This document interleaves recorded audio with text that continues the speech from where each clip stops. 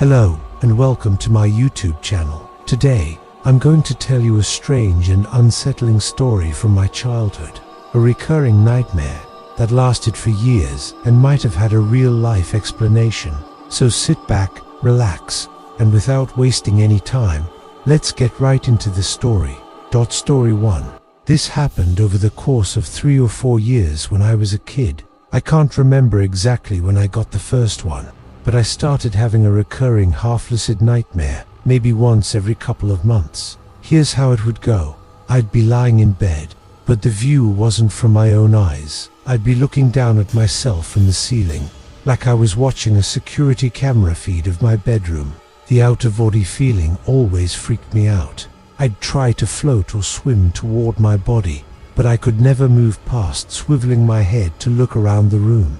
I was half-lucid, so I knew it was a dream, but that didn't make it any less terrifying.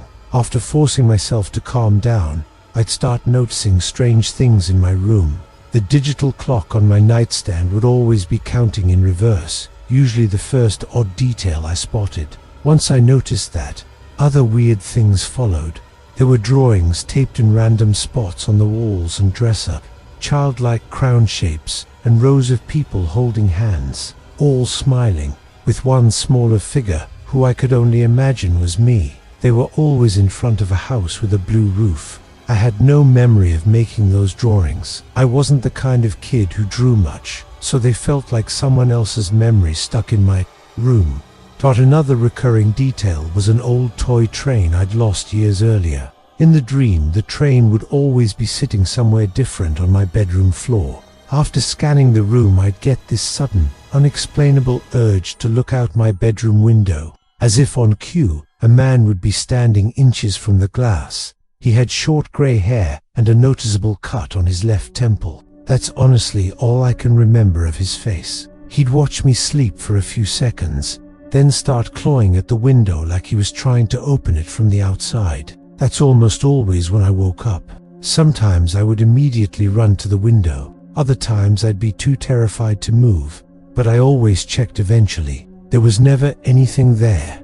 After the 4th time, I finally told my parents. My mom told me recurring dreams weren't rare at my age. My dad tried to reassure me, saying they were always just one room away if I felt scared. I pretended comforted, but I wasn't. My dad could tell, so he took my hand and walked the exterior of the house with me. There were no footprints, no smudges on the window, nothing. That didn't calm me as much as he hoped. That was about a year in. I'd been having the dream roughly once every 3 months. Then the nightmares stopped for almost 6 months.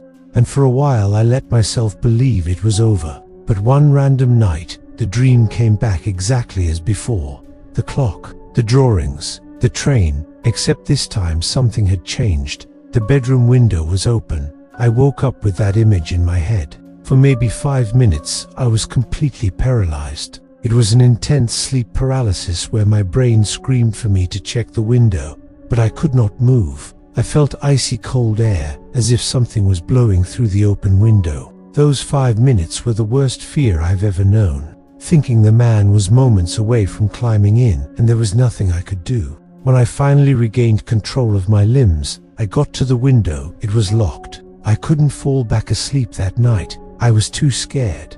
A few months passed and I refused to be fooled. Every night before bed, I thought about the dream and tried to brace myself, hoping that rehearsing it in my mind would keep the fear down if it happened again. Surprisingly, it worked. The next time I had the dream, I was much less scared. By the time it happened again, I was barely frightened at all. That made me bring it up to my parents again. But this time I offered more detail. As I described the man's cut, my parents' demeanor shifted. My dad interrupted and asked if I was sure about the cut. When I said yes, he and my mum exchanged a look. A few days later, they sat me down and told me something I didn't remember when I was very little. There had been a man named Brian who used to watch me sometimes. They called him Ogle Brian, not family, but a close friend of my dad's from college. He'd been around a lot when I was a baby and toddler, especially when both parents were working.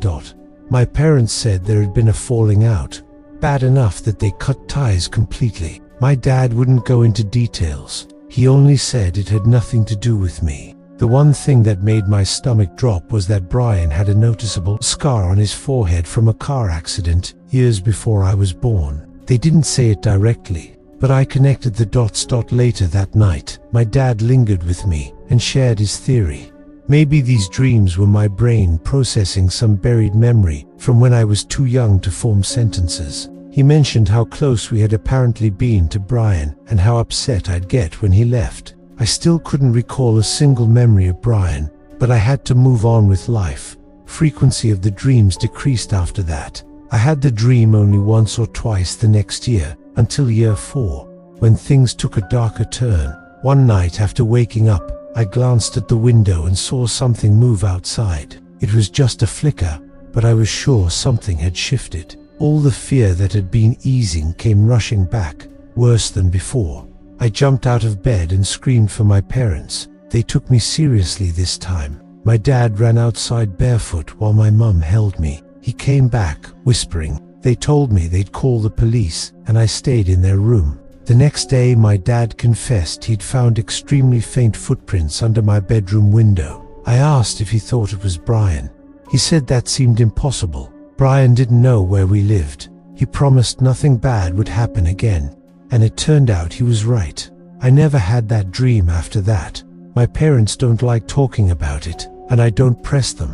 What I can't wrap my head around is the idea that every time I had that dream, someone really might have been outside my window watching me. Could someone have been watching me off and on for 4 years? Was it really Brian, or some stranger my brain associated with him? I've done research and I still don't know how that would be possible. Maybe my brain picked up a noise and turned it into a nightmare. I can't say. What I can say is this. I'm pretty sure my parents never called the police that night, and it's likely I'll never get a full explanation. If I ever do, I'll send an update. Story 2. When I was in 2nd or 3rd grade, around 7 or 8 years old, there was one night I'll never forget. It was a school day, and it had been raining cats and dogs all afternoon. After picking me up, my parents left the house for an upscale event. I can't remember if it was a fundraiser or a dinner party. They were supposed to come back that night, but the storm got worse and driving became unsafe. Reluctantly, they decided to stay at a friend's house nearby. They called on the landline and kept apologizing for leaving me alone, but I insisted I'd be fine. My mum gave me a list of things to do before bed: lock all the doors and windows, keep at least one house light on, and make sure the blinds were closed. I didn't fully understand why they were so worried. I was excited to have the house to myself, unlimited candy and no bedtime. I stayed downstairs on the living room couch watching TV. I told myself I'd do everything on Mom's list right before bed since I planned to stay up all night, but the sugar crash hit me and I fell asleep. I don't remember exactly when I woke up, but it was late. The TV had gone into sleep mode. It was much colder when I woke up. Temperatures drop at night, but this felt noticeably colder. I thought about curling up and going back to sleep, but then I remembered my mom's list. I didn't want to get in trouble, so I forced myself up and checked the house. Front door locked, back door locked, blinds closed, windows sealed, lights on. Everything was exactly as I'd left it, except the house still felt wrong and unbearably cold. I put my hand to the windows to see if they were cracked. They were sealed. Maybe the storm had knocked out the heat, I told myself, and I went upstairs to my room. My bedroom has a large exterior window, and I could hear the storm now. Rain slamming against the glass, thunder crashing. Every minute or so, a gust of wind would tighten into a lurch, and a deafening thunderclap would follow. I wasn't usually afraid of storms, but I was certain a tree might fall on the house. That was probably why I couldn't fall back asleep. As I lay there, trying to drift off, I kept hearing odd creaking sounds, not the normal noises of a storm. They were faint, irregular shifting sounds coming from somewhere in the house. At first, I thought it was the tree or the wind, but the sounds didn't fit. Lightning flashed and lit up the room. For a split second, everything looked normal, except the closet. The next flash revealed the closet door slightly ajar. I was sure I had closed it. Something had opened it. I didn't scream or shout. I got out of bed as quietly as I could and slipped downstairs. I hid under the dining room table and started to cry. I was 5 minutes from panic. I knew my parents were too far away to help. I didn't know how long I stayed there, but at one point I heard footsteps coming down the stairs. They weren't normal footsteps, more like stumbling, thumping steps, as if whoever it was had come through mud and was barely. The footsteps came closer to the dining room. From under the table I peeked and saw only the lower half of someone, 2 bare feet and 2 filthy, mud-caked legs tinted yellow, covered in cuts and thorns. They looked almost disfigured. The person stumbled and dropped something. It clattered on the floor. I couldn't tell if it was a branch or something else, but the sound made me want to scream. If they had bent down to pick it up, they would have seen me. They didn't see me. They stood still for a long, terrible moment, then shuffled away. I listened to them wander chaotically through the first floor. Their footsteps eventually reached the front door. The door opened and slammed shut. They were gone.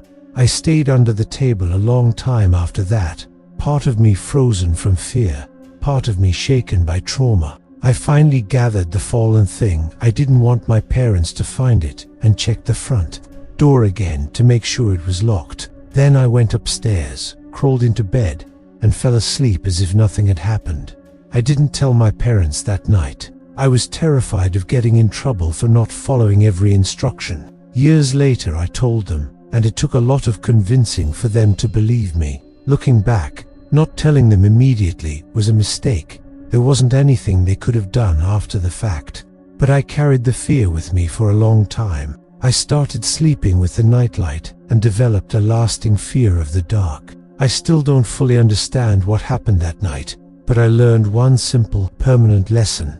Lock your doors. So, that was today's story. If you enjoyed this kind of creepy and thrilling story, make sure to like the video, subscribe to the channel, and hit the bell icon so you never miss an upload. See you in the next story. Until then, take care and stay safe.